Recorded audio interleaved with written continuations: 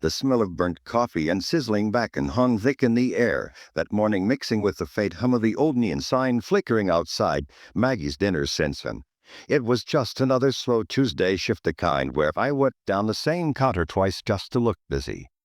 The door chimed every now and then, but most customers were regulars, truckers, retirees, a couple of high school kids grabbing pancakes before class. My apron was smudged, my hair tied back, and my smile was mechanical. But at least it was peaceful. I remember thinking that maybe today would finally be quiet. No shouting matches, no late-night drunks, just the steady rhythm of clinking cutlery and pouring coffee. That's when they walked in. 3 guys were looking, tattoos crawling up their necks, the kind of faces that made the air feel colder. They slammed the door open like they owned the place. One of them spat his gum right on the floor. Another laughed loud enough to make the old Gobelin booth flinch. Their jackets reeked of smoke and cheap beer, and as they swaggered to the counter, I caught one glance, the kind that says you're about to have a bad time. I forced a smile, grabbed my notepad, and said, "Morning, fellas." "What can I get you?" The tallest one leaned forward, so close I could smell the tobacco on his breath. "Yeah," he said, his voice low and grazy. "You can start by smelling for real sweet tart." His buddy snickered. My stomach twisted, but I stayed calm. "Coffee?" I asked, pretending not to hear the tone. "Black, sugar, or cream?" That made him grin wider. I said, "Smile, bitch, didn't you hear me?" His voice cut through the dinner sharp, and deliberate conversation stopped mid-sentence. The only sound left was the buzzing of the fluorescent light above us. My hands trembled slightly as I reached for the pot. The coffee sloshed inside, but I kept it steady. Had dealt with drunks before, rowdy customers too, but something about these men was different, darker, more dangerous. "Look, sir," I said softly, "I'm just trying to do my job." "Your job," another interrupted, "is to serve us." "So do it right." He grabbed a fork from the counter and spun it between his fingers, tapping it on the surface in a slow, menacing rhythm. Tap, tap, tap. Every sound I could in my head, like a warning. I wanted to call Frank the cook, but he was in the back radio, blaring, unaware of what was brewing out here. The old couple had gone quiet, eyes darting between me and a group of teenagers at the far booth. Whispered nervously. I felt the dinner shrinking around me, walls closing in, air thick with tension. "You're shaking," one of them said mockingly. "Don't tell me the little waitress is scared." I swallowed hard. "No, sir," I whispered, even though my pulse was hammering. He smirked, leaned back, and said, loud enough for everyone to hear, "Then prove it. Bring us our food fast, or we'll make you sit right here and eat it off the floor." The words hit like a slap. My jaw tightened, but I nodded and turned toward the kitchen. My shoes squeaked against the tile floor inside. I leaned against the counter, heart pounding. I could hear their laughter, quaint taunting, breaking the fragile peace that had once filled this place. I didn't know then that their cruel game was only getting started. Outside, a motorcycle engine rumbled faintly in the distance, the kind of deep thunderous growl that could shake glass. But in that moment, I was too scared to hope it meant anything. I just prayed someone would walk through that door soon.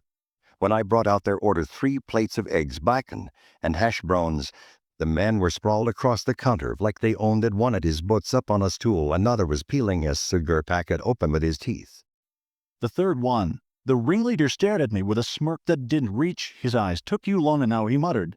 I set the plates down, keeping my hands steady. "Anything else?" I asked. "Yeah," he said. "How about you feed me, ho?" That's what a real waitress does. His friends roared with laughter, the sound grating like metal against metal. My cheeks flushed hot, but I didn't answer. He reached out suddenly, his fingers grazing my wrist. I jerked my hand back instinctively, and his expression darkened.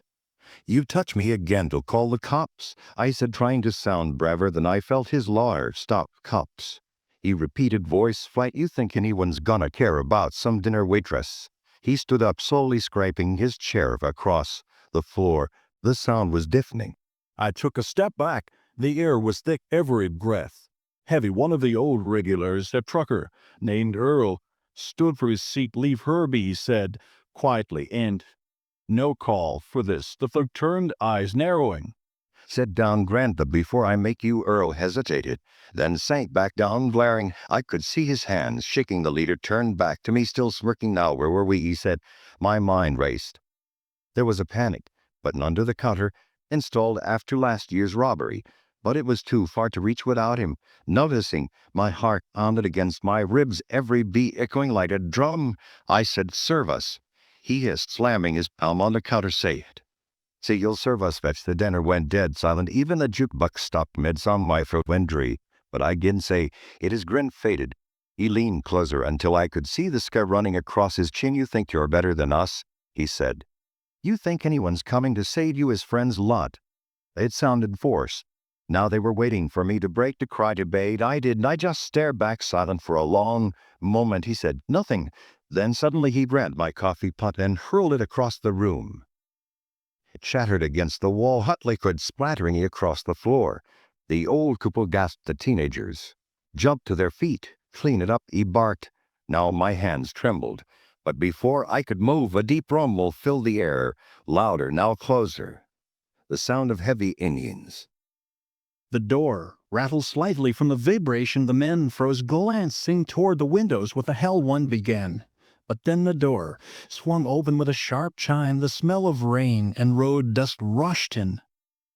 A group of bikers stepped inside, 6 of them, maybe 7, and worn leather jackets with patches that glinted under the dinner lights. Their boots thudded against the floor, slow and deliberate. The leader of the thugs straightened up, puffing his chest. "What are you looking at?" he snapped. The tallest buyer, a mountain of a man with a gray beard and eyes like cold steel, didn't answer. He looked at me first, then at the shattered coffee pot on the floor. "Everything all right here, miss?" he asked, his voice calm but dangerous. My lips parted, but before I could speak, the thug cut in. "Mind your business, old man." The biker tilted his head slightly, and the others behind him spread out quietly, filling the room with their presence. The tension snapped like a wire. The air buzzed. I didn't know it yet, but the moment the door opened, everything changed. The thugs logged, but it sounded forced. Now the biker didn't flinch. He just stepped forward, his boots echoing across the tile, eyes locked on the man who'd been shouting at me moments ago. "He'll ask again," he said, voice steady as stone. "Everything all right?" I swallowed hard. "No," I whispered, barely audible. But he heard. His gaze hardened instantly. The leader of the thugs scoffed. "You think your leather club scares me," he said, trying to sound tough, though his voice wavered. The biker gave a small, humorless smile. "Not here to scare you," he said, "just to make sure she's treated right." His words rolled through the dinner like thunder. One of the thugs took a step forward, puffing his chest. "Back off, old man." The biker didn't move. Behind him, 2 more of his crew stepped closer, one with a scared jaw, another with tatters snaking up his arm. The leader raised a brow. "You boys sure you want to finish that sentence?" he asked quietly. Silence fell heavy. The hum of the neon sign buzzed faintly for a moment. No one moved. Then the thug tried to shove him. Big mistake. And a boy, the biker grabbed his wrist, twisted it effortlessly, and slammed him against the counter. The sound was sharp, final. The man yelped, face contorted in pain. "Apologize," the biker said.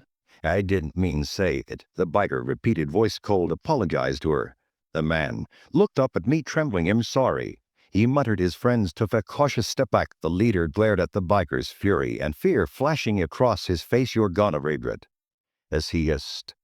The biker smiled slightly. "No, son," he said. "You will." One of his crew reached for his phone. "Sheriff's 2 minutes away," he said. "You might wanna sit tight." That's when the color drained from the thug's face. The door chimed again. This time a deputy walked in, hand resting on his holster. The deputy took one look around the shattered glass, the spilled coffee, the bruised thugged end of the counter, and sighed. "Heard some trouble was brewing," he said.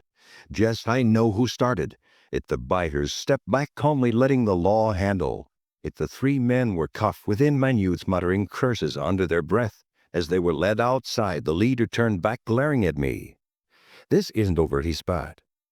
The biter stepped in his path, eyes burning. "Yet it is," he said quietly. The thug didn't say another word the moment the door shut behind him. The whole dinner sailed. My knees felt weak. I leaned on the counter, trying to catch my breath. "You all right, miss?" the biker asked. I nodded, though my voice cracked. When I said, "Thank you," he smiled faintly. "Don't thank me," he